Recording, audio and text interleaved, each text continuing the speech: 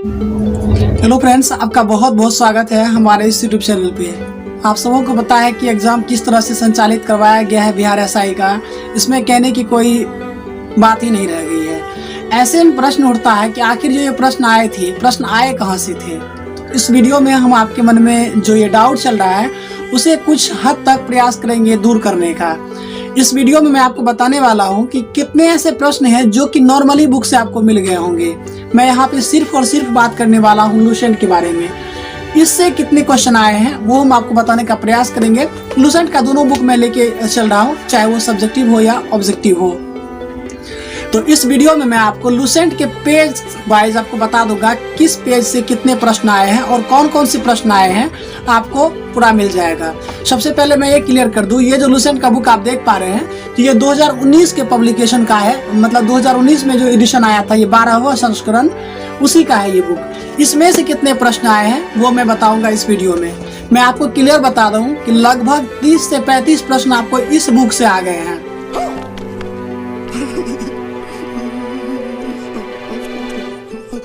यकीन नहीं हो रहा है ना? तो चलिए हम आपको दिखाने का प्रयास करते हैं। प्रश्न पढ़ते हैं और साथ ही साथ आपको हम पेज बता देंगे कि कौन सी पेज पे है। आप वहां से इसको ढूंढ पाएंगे निश्चित तौर पे। ये मैं फर्स्ट सिटिंग की बात कर रहा हूँ। मैं फर्स्ट सिटिंग में जो एग्जाम हुआ था उसकी बात कर रहा हूँ। लगभग 30 से 35 प्रश्न जो है लूसेंट से हूबहू आ गए हैं। चलिए हम पढ़ के सुनाते हैं। पहला एक प्रश्न, ये मैंने कुछ इसे लिख रखा है, ये आप यहाँ पे देख पाएंगे। इसे मैंने लगभग 2 पेज की अप्रोक्स में ये मैंने इसके प्रश्न लिखे हैं और साथ ही साथ उसका जो है कौन सी पेज पे वो प्रश्न है वो भी हमने लिखा है।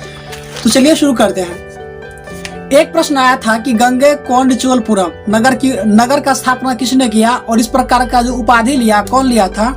ये राजेंद्र प्रथम। लूसेंट का सब्जेक्टिव बुक जो है उसमें आपको पेज नंबर 17 पे ये मिल जाएगा गंगैकोंडचोलपुरम के बारे में। दूसरा प्रश्न था हर्षवर्धन की राजधानी कहाँ थी। मैं मानता हूँ कि ये बहुत ही आसान प्रश्न है, लेकिन जब बात आता है कि किस बुक से आया है ये प्रश्न तो यहाँ पे डिस्कस कर लेना जरूरी है। ये भी लूसेंट सब्जेक्टिव से भी मिल जाएगा और ऑब्जेक्टिव में जो उत्तर गुप्त काल और वर्धन वंश के बारे में है तो वहां से भी आपको मिल जाएगा ये प्रश्न। तो हर्षवर्धन की राजधानी कहाँ थी? कन्नौज थी।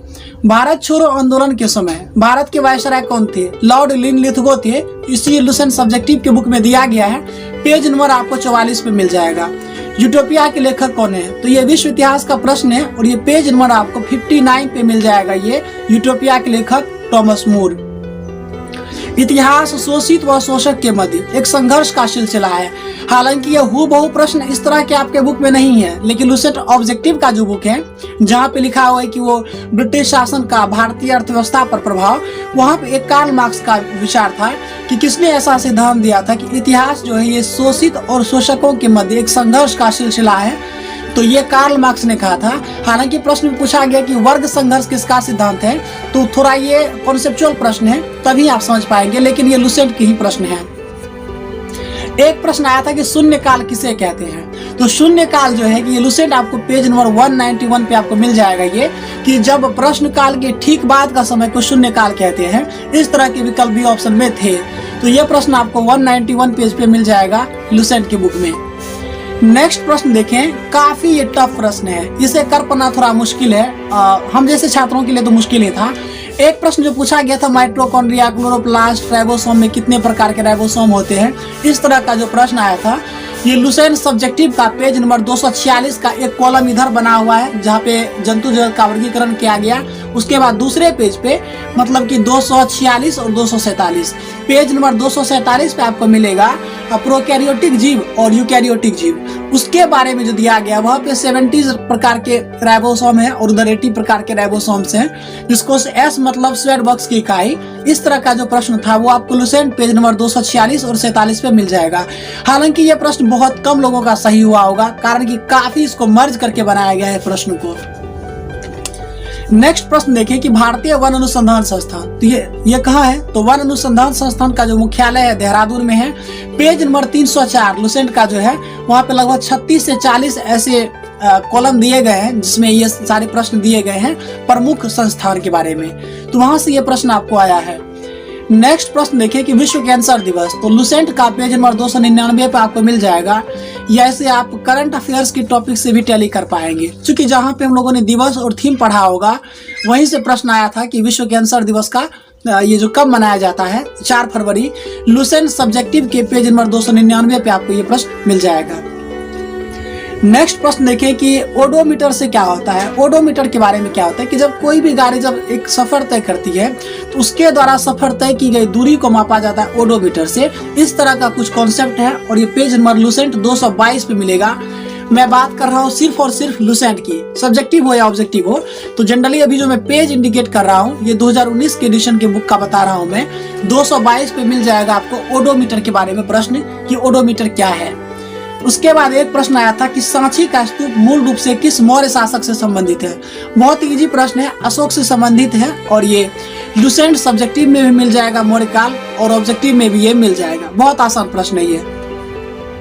कुतुब मीनार के प्रवेश द्वार को किस नाम से जाना जाता है। तो कुतुब मीनार के प्रवेश द्वार को क्या कहा जाता है, तो अलाई दरवाजा कहा जाता है। अलाउद्दीन खिलजी ने बनाया था और ये दिल्ली सल्तनत के टॉपिक से मिल जाएगा आपको, चाहे लुसेंट सब्जेक्टिव का हो या ऑब्जेक्टिव हो। लुसेंट ऑब्जेक्टिव में आप देखिएगा तो इसका हूबहू प्रश्न आपको ये मिल जाएगा। नेक्स्ट प्रश्न देखिए कि भारत में परिसंघीय न्यायालय की स्थापना किस अधिनियम के द्वारा की गई। तो सन 1935 के अधिनियम के तहत जो है भारत में परिसंघीय न्यायालय की स्थापना की गई। और ये जो है प्रश्न आपको लुसेंट सब्जेक्टिव का पेज नंबर 162 पे मिल जाएगा। जैसे ही आप लुसेंट सब्जेक्टिव में पॉलिटी का पेज पलटते हैं तो आप एक जगह देखेंगे यहाँ पे लगभग 3 पेज ऐसे दिए गए हैं जो काफी इंपोर्टेंट है, जहाँ पे भारतीय संविधान का संवैधानिक विकास करके एक चैप्टर आता है। उसी में से ये अधिनियम से प्रश्न आया है और ये काफी अच्छा प्रश्न है क्योंकि 1935 के जो एक्ट को संविधान का ब्लूप्रिंट कहा गया है। मतलब मैक्सिमम चीज जो है ना 1935 के संविधान से ही लिया गया है, 1935 का अधिनियम के तहत लिया गया है। तो ये प्रश्न आपको लुसेंट पेज नंबर 162 में मिल जाएगा। हम आपको सबका प्रूफ दे रहे हैं। एक प्रश्न आया था कि मीना माता रोग का कारण क्या है। तो ये आपको पेज नंबर 258 लुसेंट सब्जेक्टिव में भी मिल जाएगा और ऑब्जेक्टिव का जो चैप्टर होगा जिसमें रोग सब के बारे में है तो वहां पे आपको ये मिल जाएगा। 258 में ही है मीना माता के बारे में, जहाँ पे आप कैडमियम के कारण जैसे इटाई होता है, उसके बाद एक ब्लू बेबी सिंड्रोम होता है, इस प्रकार का जो जिससे नाइट्रेट के कारण होता है। तो ये सारे प्रश्न आपको एक कॉलम में ही मिल जाएंगे। अगर हम फिर आप नेक्स्ट देखें, नेक्स्ट था कि गांधार कला शैली किसका मिश्रण है। तो ये भारतीय और ग्रीक कला का मिश्रण है, भारतीय और ग्रीक शैली का।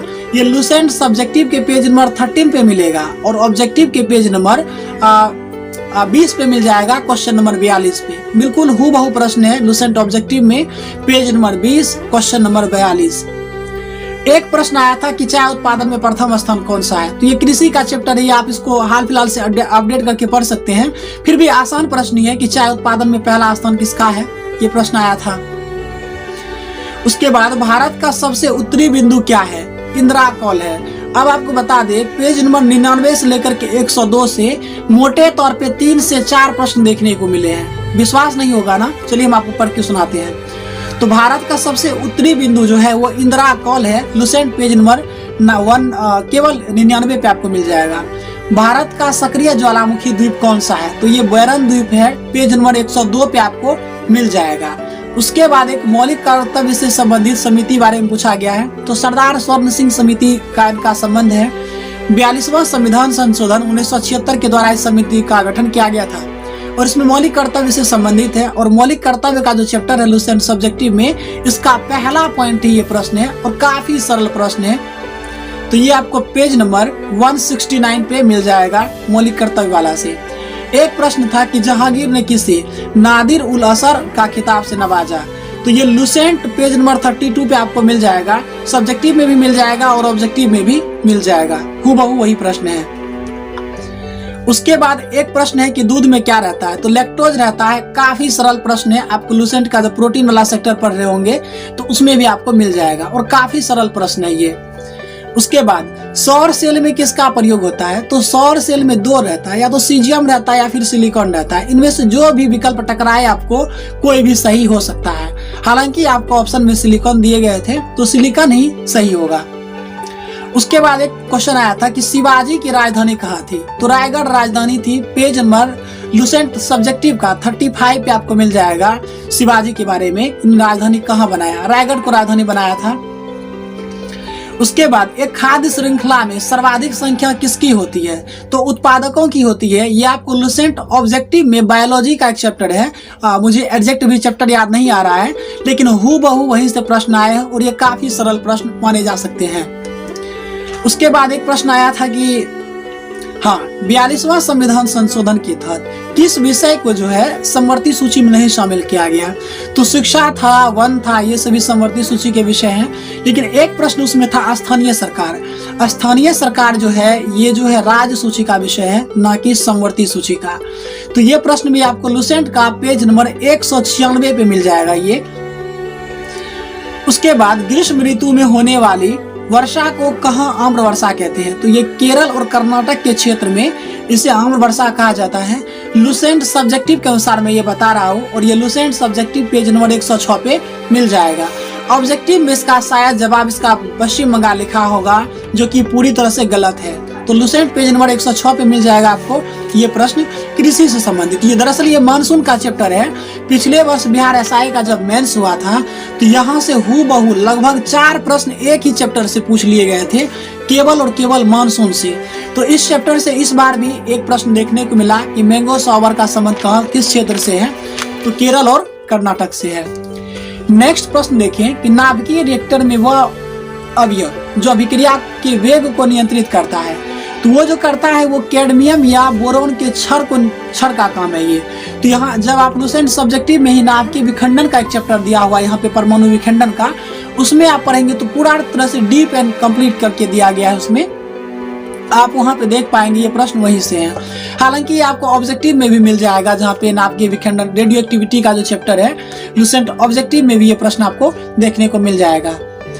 नेक्स्ट प्रश्न है कि नामदफा नेशनल पार्क कहाँ है? तो अरुणाचल प्रदेश में है, और ये लुसेंट पेज नंबर 122 सब्जेक्टिव में मिल जाएगा, और काफी सरल प्रश्न है नामदफा।